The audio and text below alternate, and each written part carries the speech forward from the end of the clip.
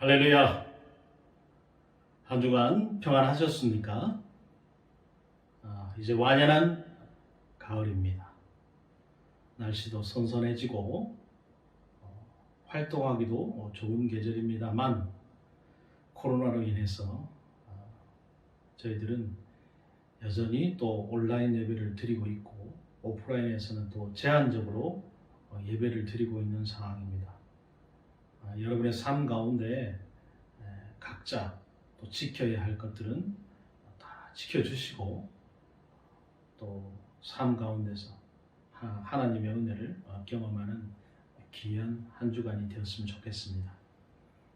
자, 오늘은 누가복음 17장 1절에서 10절의 말씀, 오직 하나님의 은혜라는 제목으로 여러분과 은혜를 나누고자 합니다. 자, 오늘 우리가 본문에서 읽었듯이 오늘 본문은 굉장히 다양한 이야기를 전하고 있어요. 1절과 2절은 실족하는 일에 대해서 이야기를 말하고 3절과 5절은 용서에 대한 이야기를 말하고 있고 또 6절은 믿음에 대해서 7절은 무익한 종의 이야기를 전하고 있어요. 이 누가복음 오늘 우리가 이 살펴봤던 이 본문은 어떤 본문보다도 그 주제의 변화 속도가 굉장히 빠르고 폭도 굉장히 넓다는 것을 알 수가 있습니다. 그러다 보니까 많은 학자들이 오늘 본문을 제자들을 향한 그 예수님의 다양한 가르침으로 규정을 하고 각각의 주제들을 연결하지 않았어요. 단순히 우리가 그 컴퓨터에 보면 윈도우 창이 이렇게 쭉 여러 개가 뜨잖아요. 그것처럼 각각의 창이 있고 각각 창은 연결되지 못한 상태로 소개를 하고 있다 그 말이죠. 그러니까 1교시에 우리가 국어를 공부를 했으면 2교시에 수학 공부하고 3교시에 영어하고 그 다음 4교시에 과학을 공부하는 것과 같다 그 말이에요. 각각의 주제가 문맥으로 연결되어 있다 이렇게 말하지 않는 것입니다. 사실은 굉장히 잘 연결된 본문인데도 불구하고 그걸 그렇게 설명을 하지 않는 거예요. 하지만 다른 복음서도 마찬가지지만 특히 이 누가복음은 문맥을 매우 중요하게 생각해요. 왜냐하면 여러분 잘 아시다시피 이 누가라는 사람은 뭐 하는 사람입니까? 의사예요. 그러다 보니까 다른 복음서를 기록하는 사람들보다 월등하게 이 문학적으로나 지식적으로나 굉장히 탁월한 사람이에요. 그러니까 문맥을 굉장히 잘 써놨단 말이에요. 이야기를 전개하기 위해서 마치 우리가 연극에서 무대 장치를 막 잘 해놓은 것처럼 무대 장치를 굉장히 잘했어요. 그 준비를 잘한 거예요. 때문에 오늘 이 본문은 누가복음 15장 1절에서부터 연결이 쭉 되어져 오는 거예요. 단순히 우리가 17장 20절까지만 얘기하는 것이 아니고 누가나 이 누가복음 15장 1절에서 누가복음 17장 10절까지를 하나의 공간에서 일어난 이야기로 소개하고 있다 말입니다. 그러니까 똑똑 잘라놓은 게 아니에요. 예수님이 이 세리와 죄인들을 가까이 하자 이를 못마땅하게 여긴 이제 바리새인들과 서기관들을 배경으로 먼저 5개의 비유를 말씀을 하시죠. 여러분들이 지금 보는 것처럼 이렇게 5개의 이야기를 먼저 얘기를 해요. 자, 근데 이때 예수님 말씀을 듣고 있던 이 무리, 바리새인과 서기관들, 그리고 이 세리와 죄인들, 그리고 제자들이 거기에 있는 것이죠. 이들 중 예수님은 바리새인과 서기관들이 왜 구원에 이룰 수 없는가를 부자와 나사로의 그 비유로 설명을 했습니다. 부자는 많은 돈을 가졌지만 문 앞에 거지 나사로를 돌보지 않았어요. 오직 자신의 먹고 마시는 것에만 관심을 두었어요. 이러한 부자의 행동은 모세와 선지자, 곧 성경에 대한 이해가 없었기 때문에 그렇게 한 것이죠. 하나님의 말씀을 깨닫지 못함으로 구원에 이르지 못한 거예요. 그렇다면 이 거지 나사로, 이 사람은 무슨 일을 하였기 때문에 구원에 이른 것입니까? 뭐 나사로가 큰 일을 했나요? 예수님은 이 나사로의 구원이 어디에서부터 비롯되었는지 말하지 않습니다. 나사로가 가난한 자를 돌봤다거나 모세와 선지자 곧 성경을 이해했다거나 그렇게 말하고 있지도 않아요. 이 앞에는 많은 비유들이 있잖아요. 잃어버린 양이나 잃어버린 동전, 그리고 잃어버린 아들을 되찾은 이유, 이런 것도 이유가 나와 있지도 않아요. 심지어 불의한 청지기를 용서한 주인의 모습도 우리가 대단히 이해하기 어려운 모습입니다. 그렇죠, 여러분? 불의한 청지기인데 어떻게 그 청지기를 용서한 주인의 모습을 우리가 이해하기 쉽습니까? 이 바리새인과 서기관 곧 부자의 잘못은 대단히 뚜렷하게 드러나는데, 제자들을 부르고 또 세리와 죄인들을 용서하며 나사로를 구원한 이유에 대해서는 자세하게 설명을 안 하고 있다 그 말이에요. 왜냐하면 잃어버린 양, 잃어버린 동전, 잃어버린 아들, 또 불의한 청지기, 그리고 나사로의 구원을 바로 이 오늘 본문 곧 비유의 이 마지막에 설명을 하고 있기 때문에 그런 거예요. 그러니까 앞에 열심히 읽었지만 우리가 그 본문을 이해하기가 쉽지가 않다고 말합니다. 따라서 우리는 오늘 이 본문을 마치 창이 여러 개가 쭉 열리는 여러 가지의 이야기가 아니고 우리의 구원을 설명하는 하나의 이야기로 이해를 하고 그 안에서 우리의 구원을 바라봐야 된다 그 말입니다. 그러니까 지금부터 여러분 하나하나 자세히 오늘 본문의 이야기를 우리가 이 문맥 안에서 잘 한번 살펴보도록 하겠습니다. 자, 먼저는 실족하는 일에 대한 이야기가 나오죠. 본문 1절과 2절에 뭐라고 말씀합니까? 예수께서 제자들에게 이르시되 실족하는 것이 없을 수는 없으나 그렇게 하게 하는 자에게는 화로다. 그가 이 작은 자 중에 하나를 실족하게 할지인데 차라리 연잔 맷돌이 그 목에 매여 바다에 던지는 것이 나으리라. 자, 5개의 비유를 마친 예수님이 이제 자신 곁에서 많은 사람들 중에 제자들을 향해서 실족에 대한 이야기를 시작하시는 거예요. 예수님은 실족하게 하는 것이 없을 수는 없으나 그렇게 하는 자에게는 화가 있다. 이렇게 말씀을 하셨어요. 그가 작은 자를 실족하게 한다면 차라리 연자맷돌을 그 목이면서 바다에 던지는 것이 낫다. 이 오늘 본문이 말하는 이 중요한 단어 실족이라고 하는 것은 여러분 잘 아시는 단어지 않습니까? 올무에 걸리다, 발뿌리가 걸리다, 뭐 좀 더 쉽게 얘기하면 자빠진다, 뭐 이런 뜻이잖아요. 그러니까 걸림돌, 장애물, 이런 걸로 우리가 이해할 수 있어요. 자, 그런데 바울이 로마서 9장 31절과 33절에 이렇게 얘기합니다. 의의 법을 따라간 이스라엘은 율법에 이르지 못하였으니 어찌 그러하냐. 이는 그들이 믿음을 의지하지 않고 행위를 의지하며 부딪힐 돌에 부딪혔느니라. 기록된 바 보라 내가 걸림돌과 거치는 바위를 시온에 두노니 그를 믿는 자는 부끄러움을 당하지 아니하리라 함과 같으니라. 아멘. 여러분, 바울이 이 실족에 대해서 의의 법을 따라간 이스라엘이 율법에 이르지 못한 이유를 설명을 하면서 이것을 사용을 했어요. 이스라엘 백성들이 믿음을 의지하지 않고 행위를 의지하여 부딪힐 돌에 부딪히고, 또 이는 이사야 28장에 말하는 그 걸림돌과 거치는 바에 걸려 넘어진 결과다. 이렇게 말하고 있는 거예요.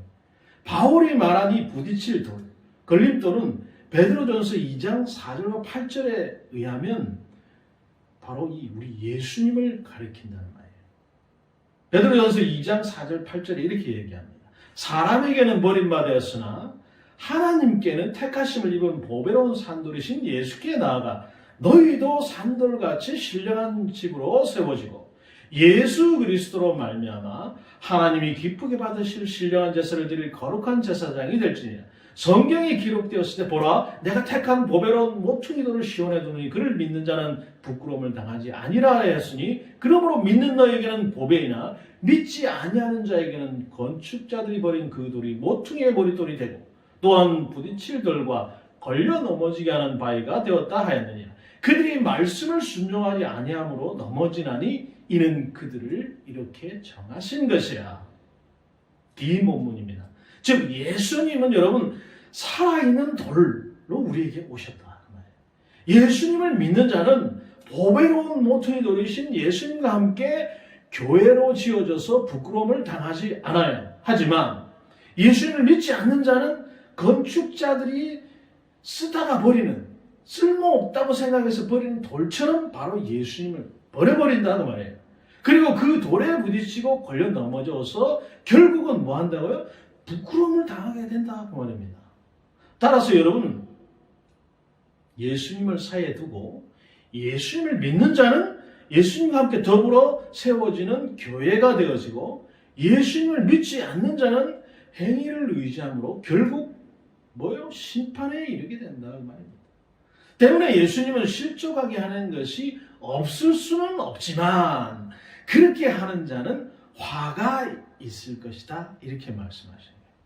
예수님을 믿지 않고 행위를 의지하게 하는 자는 화를 입을 것이다. 여기서 여러분 화를 입게 될 자는 예수님의 곁에 선 누구요? 바리새인, 서기관 이 사람들을 말합니다. 이미 예수님은 누가복음 11장과 12장을 통해서 여러 번 바리새인과 율법 교사가 화가 있을 것이다 이렇게 경고를 했습니다. 그들이 예수님을 믿지 않고 행위에 의지해서 구원에 이르려 했기 때문에 여러분 너무 잘 알지 않습니까? 예수님은 이 작은 자 중 하나를 실족하게 할 경우에 연자맷돌이 그 목에 매어서 바다에 던지는 것이 나을 것이라 말씀하는데 여기서 이 작은 자는 문맥적으로 예수님 곁에 선 바로 이 세리 죄인들인 거예요. 화가 있을 바리새인과 서기관들의 눈에 그 세리와 죄인들은 세상에서 가장 작은 자들이에요. 요 사람들은 구원받기에 자격이 없다 이렇게 생각했어요. 그래서 그들은 잃어버린 양이자 잃어버린 동전이자 잃어버린 아들 같은 세리와 죄인들을 찾지 않는 사람들이에요. 그들의 잘못된 행위를 돌이키고 바른 삶을 살 때만 구원에 이를 것이다 이렇게 생각한 거예요. 그러니까 작은 자 하나를 걸려 넘어지게 하는 것입니다. 예수님은 이런 자들은 연자맷돌이 그 목에 메어서 바다에 던지는 것이 나을 것이다. 이렇게. 여러분 연자맷돌 잘 알지 않습니까? 뭡니까? 지금은 없죠. 예전에 우리 시골에도 예전에 있었어요. 소 목에 멍에를 씌우고 그 소가 이렇게 삥 돌면서 거기에 곡식을 빻는 그 무거운 돌. 여러분 생각해 보세요. 그 무거운 돌을 목에 매면 어떻게 되게요? 물에 떨어지면 물에 빠져 죽는다는 거예요. 다시는 거기서 못 올라온다 그런 얘기죠. 믿음을 의지하지 않고 행위를 의지하는 자는 누가복음 11장 52절이 말하고 있는 것은 하나님 나라에 자신도 들어가지 못하고 들어가고자 하는 자도 하나님 나라에 들어가지 못하게 하는 거예요. 마태복음 20장 15절은 서기관들과 바리새인들이 그들보다 배나 더 많은 사람들을 지옥의 자식이 되게 한다 이렇게 얘기합니다. 그러니까 혼자 구원에 이르지 못하는 게 아니라 다른 사람도 구원에 이르지 못하게 하는 거예요.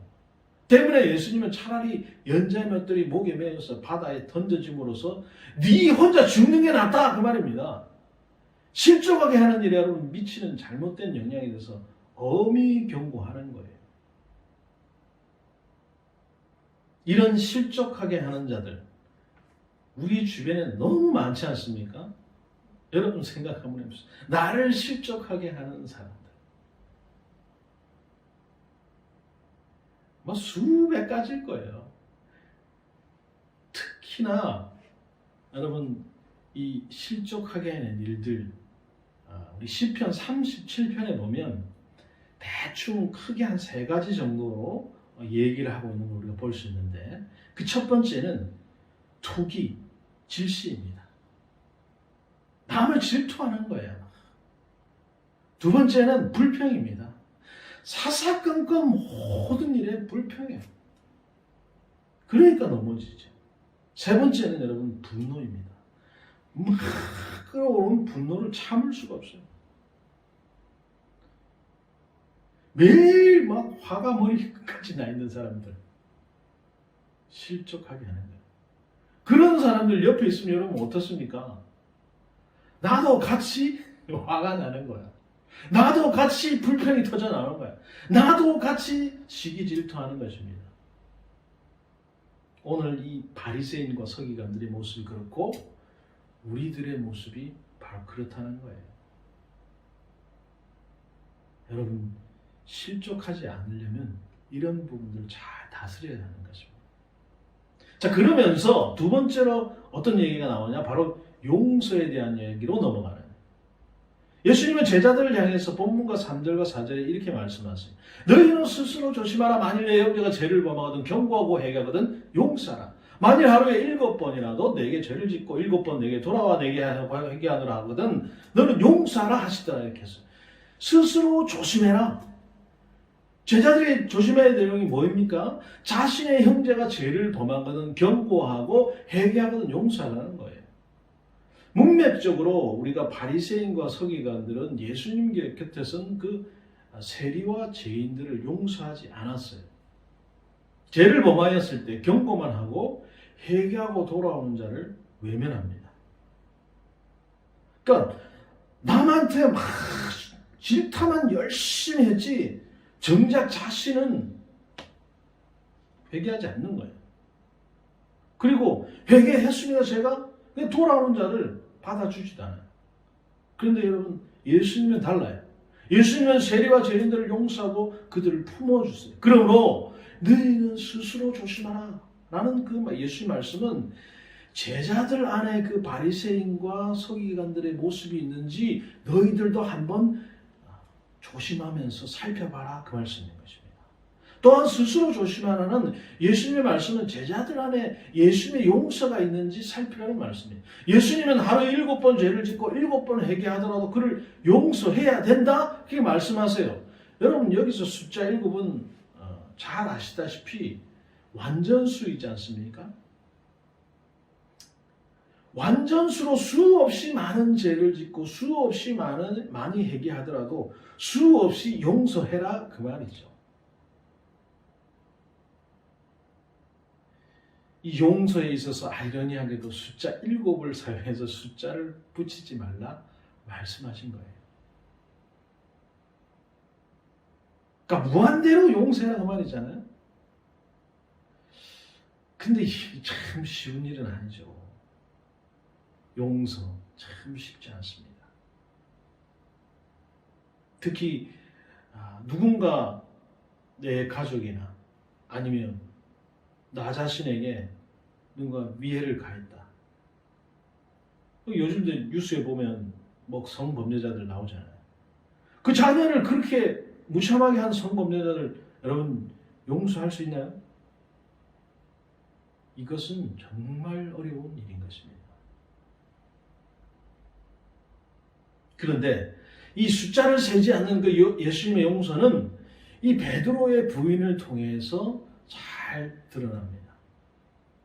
여러분 잘 아시다시피 베드로는 동이 트기 전에 예수님을 3번이나 부인하잖아요. 그런데 예수님은 내가 나를 사랑하느냐? 라는 질문을 통해서 베드로를 용서하세요. 예수님의 용서를 경험한 베드로는 베드로후서 4장 8절을 통해서 사랑은 허다한 죄를 덮는다, 이렇게 얘기해요. 예수님의 용서를 통해서 사랑의 참된 의미를 깨달았다, 그 말이죠. 그러면서 예수님은 우리에게 새 계명을 주세요.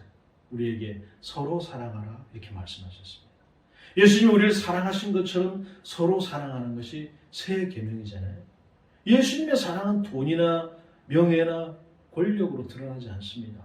예수님의 사랑은 용서를 통해서 드러나요. 예수님은 죄로 인해 죽을 수밖에 없는 우리를 숫자를 세지 않고 회개할 때마다 우리를 용서하여 주신다 그 말이에요. 야, 네가 도대체 몇 번째냐? 몇 번이나 죄를 짓느냐? 이렇게 묻지 않고 언제나 찾아오기만 하면, 문을 두드리기만 하면 열어주십니다. 때문에 우리가 찬송가 가사처럼 하늘을 두루마리 삼고 바다를 먹물 삼아도 하나님의 사랑을 다 기록할 수 없는 그 놀라운 은혜를 우리에게 주시는 거예요. 허다한 죄를 덮는 사랑으로 우리의 수많은 죄를 덮어주셨기 때문인 것입니다.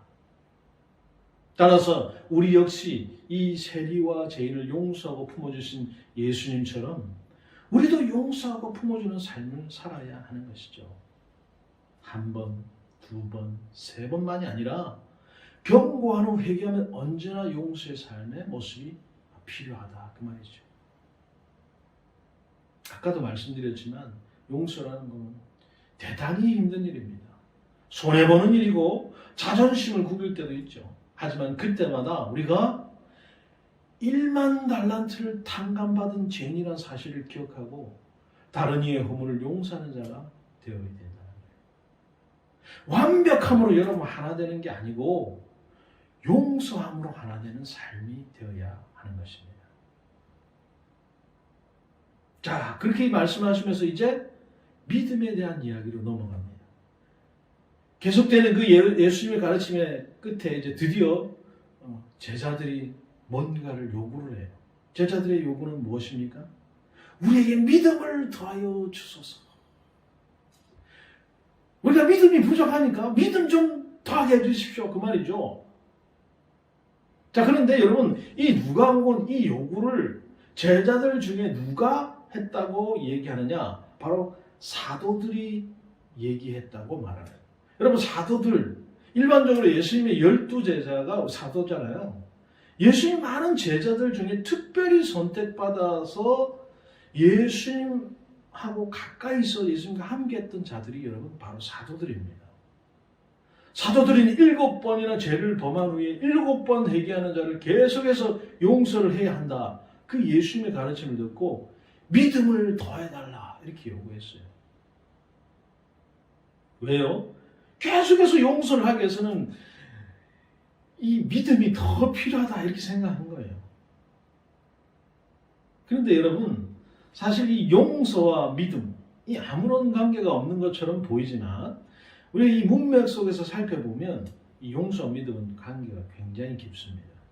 예수님은 용서에 대한 이야기에 앞서서 실족에 대한 이야기를 말씀하세요. 실족은 여러분 우리가 이미 살펴본 것처럼 걸림돌에 걸리는 거잖아요. 예수님 믿지 않고 행위를 의지하는 자가 걸림돌에 걸려 넘어지게 되는 거예요. 행위로는 모든 것을 판단해서 용서하지 못하는 자가 다른 일을 실족하게 하는 것입니다. 때문에 실족하지 않고 다른 일을 용서하는 자는 믿음을 의지하지 않는 자예요. 믿음을 의지할 때 행위로 다른 사람을 판단하지 않게 되는 거예요. 그렇기 때문에 다른 일을 온전히 용서할 수 있게 되는 것이죠. 사도들은 예수님 말씀을 제대로 이해를 했어요. 하지만 예수님은 사도들을 칭찬하지 않았습니다. 오히려 사도들을 책망하시는 거예요. 그러면서 사도들에게 겨자씨 하나할 만한 믿음이 있었더라면 이 뽕나무도로 뿌리가 뽑혀 바다에 심겨라 하였을 것이요 그것이 너에게 순종하였으랴 이렇게 말씀합니다. 뽕나무가 여러분 뿌리채 뽑혀서 심겨질 바다 어디입니까? 바로 오늘 본문 2절에서 연자맷돌을 목에 메어 던져질 바로 그 바다죠. 사람은 물론이고 식물도 살 수 없는 그런 공간.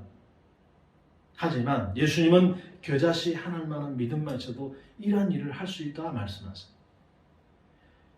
여러분 겨자씨 아시다시피 작은 것 중에 작은 것으로 예수님의 눈에 사도들은 겨자씨만 하나할 만큼의 믿음도 없는 것처럼 보이신 거예요. 그래서 예수님은 우리에게 믿음을 더하여 주소서라고 말한 사도들을 책망하시는 거예요. 믿음을 더해달라는 사도들의 요구는 이미 자신은 믿음을 가지고 있고 예수님이 원하는 삶을 살기 위해서는 지금보다 더 많은 믿음이 필요하다. 그런 뜻으로 해석되기 때문입니다. 그러니까 사도들은 그렇게 얘기할 것이 아니고 우리에게 믿음을 더하여 주소서라는 요구가 아니라 우리의 믿음을 없음을 아시오니 믿음을 주시옵소서라는 요구를 해야 되는 것이죠. 자신의 믿음이 없음을 고백하고 예수님께 믿음을 달라 이렇게 말해야 했던 것입니다. 예수님의 곁에 선 자들을 고려할 때 사도들은 세리와 죄인들보다 자신이 더 앞서 있다고 생각하는 거예요. 그래서 이미 어느 정도 나는 믿음을 가지고 있고 더 나은 믿음만 있으면 예수님이 원하는 삶을 살 수 있다 생각하는 것입니다. 여러분들도 그렇습니까? 내가 저 사람보다 믿음이 좀 더 낫다 이렇게 생각하십니까? 하지만 여러분 마가복음 16장 11절에 그들은 예수께서 살아나셨다는 것과 마리아에게 보이셨다는 것을 듣고도 믿지 않았어요. 14절에는 어떻게 합니까? 그 후에 11제자가 음식 먹을 때에 예수께서 그들에게 나타나서 그들의 믿음 없는 것과 마음이 완악한 것을 꾸짖으시니 이는 자기가 살아난 것을 본 자들의 말을 믿지 아니함일러라. 예수님의 제자라고 하는 사람들이 예수님이 부활하셨음에도 불구하고 예수님을 향한 믿음이 없었다 그 말이에요. 마리아가 증언했는데도 믿지 않았고 친히 나타나서 예수님이 보여주신데도 믿지 않는 거예요. 누가요? 도마 같은 사람. 손 넣어보라. 그러니까 예수님 믿는다고 생각했지만 사도들은 예수님을 믿지 않았어요. 예수님과 함께 먹고 자고 함께 여행했지만 이런 생활이 사도들을 믿음으로 인도하지 않았습니다. 오늘날도 많은 사람들이 예수님을 믿지 않으면서 예수님을 믿고 있다고 착각합니다. 교회에 나가서 예배드리고 헌금하고 봉사하면 예수님 믿는다고 생각해요. 하지만 이런 행동은 여러분 결코 우리를 믿음으로 인도하지 않습니다. 예수님의 다음 이야기가 이런 사실을 잘 보여주고 있어요. 네 번째로는 이 무익한 종의 이야기입니다. 예수님은 믿음에 대한 이야기에 이어서 무익한 종의 이야기를 전하는데 한 사람에게 밭을 갈거나 양을 치는 종이 있어요. 그가 밭에서 일을 하고 돌아오면 주인은 앉아서 먹으라고 말하지 않아요. 도리어 자신의 먹을 것을 준비하고 옆에서 수종을 든 다음에 밥을 먹어라 이렇게 얘기해요.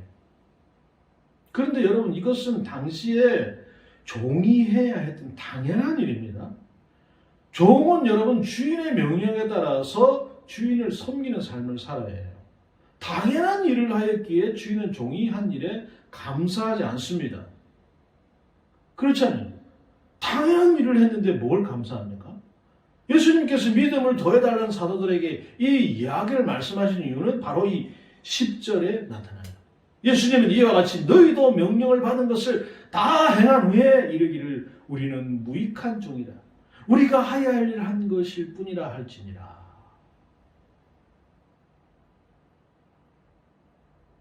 스스로 자신들이 믿음을 가졌다고 생각했던 사도들을 향해서 그들의 사역은 종으로서 당연히 해야 할 일이다 이렇게 말씀하세요.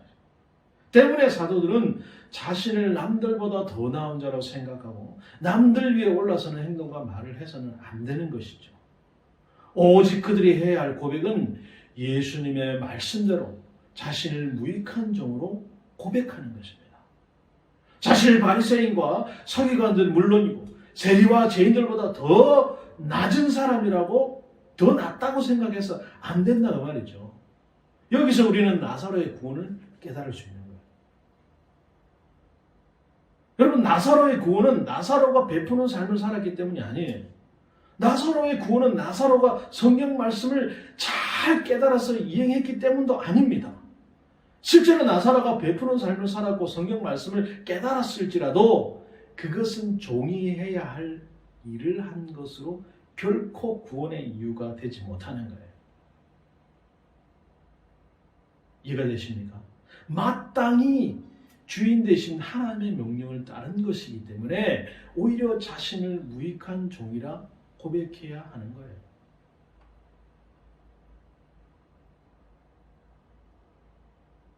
그러니까 결론은 여러분, 이 본문이 말하고 있는 이야기가 무엇입니까?